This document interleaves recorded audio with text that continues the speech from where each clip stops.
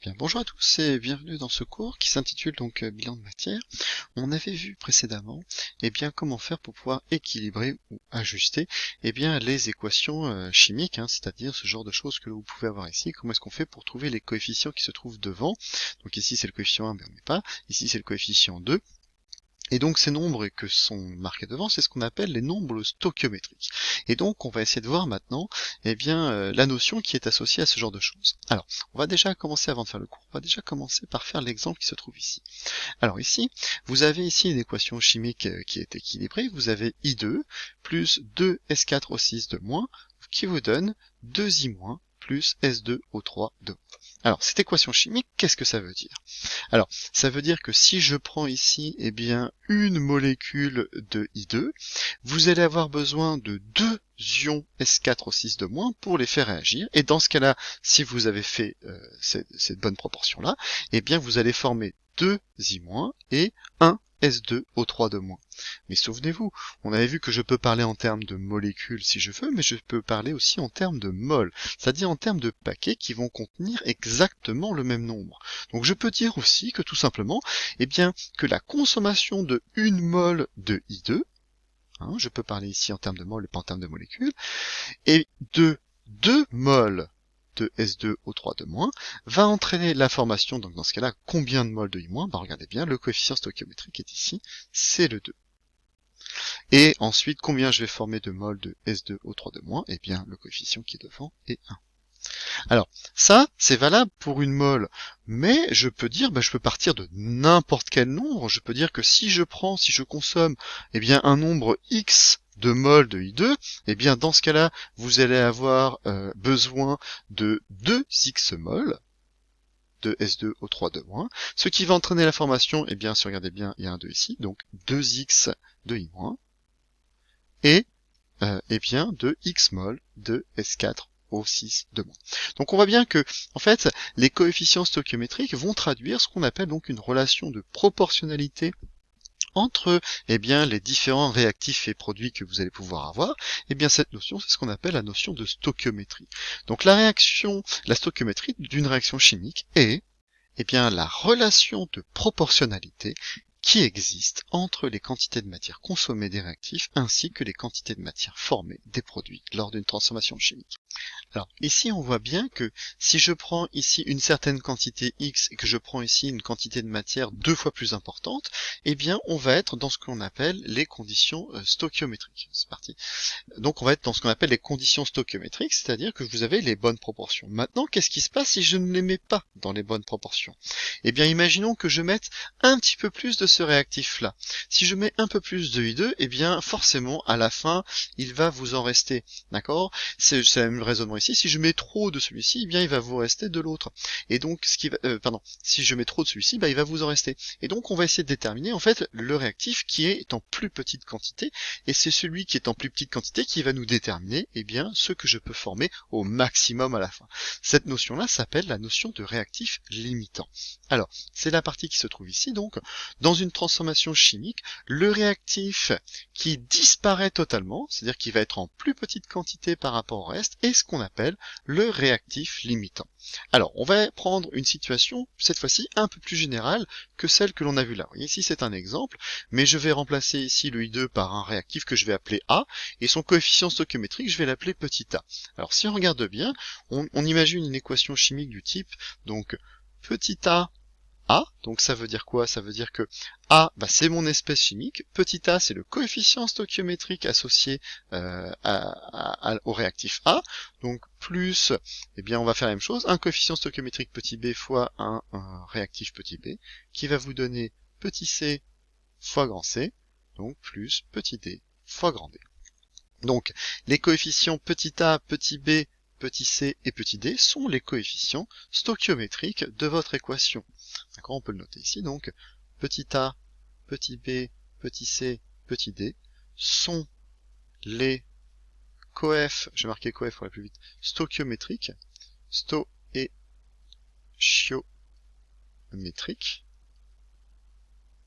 des espèces chimiques, des espèces, donc A, B, C et D. Alors, comment va-t-on faire pour pouvoir déterminer justement, eh bien, quel est le réactif limitant?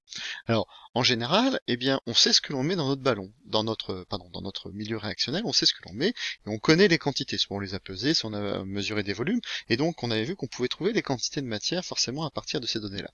Donc, on va prendre l'exemple précédent pour essayer de comprendre, et on va essayer de trouver une loi générale.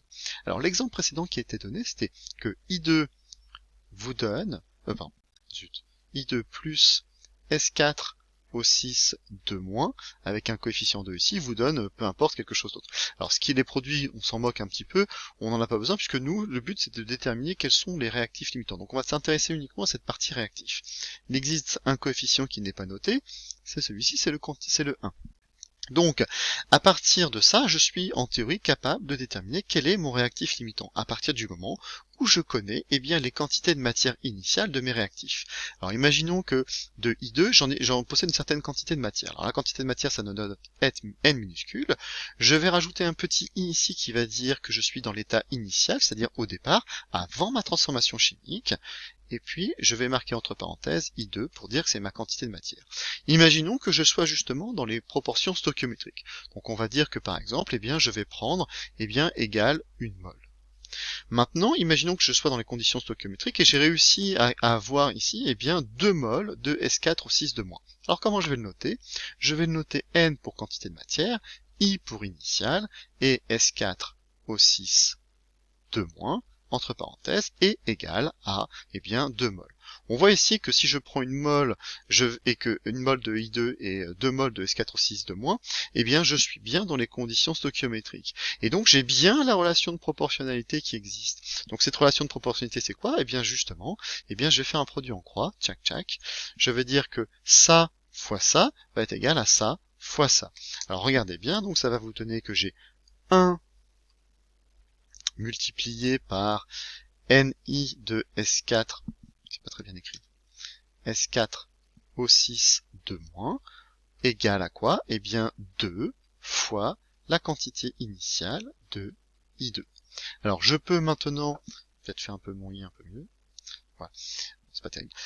Donc je peux maintenant passer les coefficients de l'autre côté, regardez bien, je peux dire que le 2 si je passe de côté ça vous donne que Ni de S4 au 6 de moins, divisé par 2 est égal à Ni de I2 sur 1.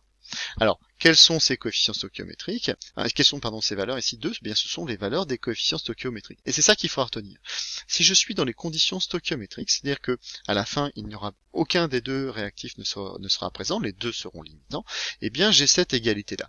Maintenant, on comprend assez aisément que si j'en ai une des deux qui est plus grande, dans ce cas-là, je vais dire que l'autre sera le réactif limitant. Imaginons que je mette trop de S4 au 6 de moins. Donc si j'en mets trop, ça veut dire que cette grandeur-là sera plus grande que celle-ci. Ce qui veut dire que mon réactif limitant sera celui qui sera en plus petite quantité, ça veut dire que ce sera I2.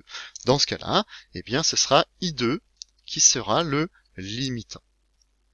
Maintenant, si je prends le cas opposé, si je prends le contraire, imaginons que je mette un signe supérieur ou égal, si je mets trop de I2, dans ce cas-là, mon réactif limitant, ce sera S4 au 6 de moins. Voilà. Alors, de manière générale, c'est ça qu'il faut retenir, c'est que si j'ai quantité de matière initiale divisée par le coefficient stoichiométrique égale quantité de matière initiale divisée par le coefficient stoichiométrique, je suis dans les conditions stoichiométriques. Alors on va le noter ici de manière générale. Donc si j'ai par exemple, on va le noter ici en bleu, si, dans ce cas-là avec mon exemple général, je vais appeler ça donc Ni de A divisé par son coefficient, c'est-à-dire A, qui est égal à Ni de B sur son coefficient stoichiométrique. Là, dans ce cas-là, les deux réactifs sont limitants. On est dans le mélange stoichiométrique. Donc le mélange eddy, pardon, stoichiométrique,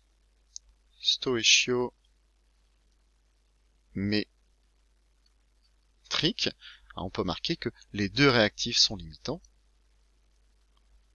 Les deux réactifs sont limitants. Je fais pas beaucoup de place, c'est pas facile d'écrire ici. Deuxième cas, si j'ai N de I de A divisé par A qui est supérieur à Ni de B sur B, et bien dans ce cas-là, vous voyez que c'est B qui va être mon réactif limitant dans ce cas-là. Donc B est le réactif limitant.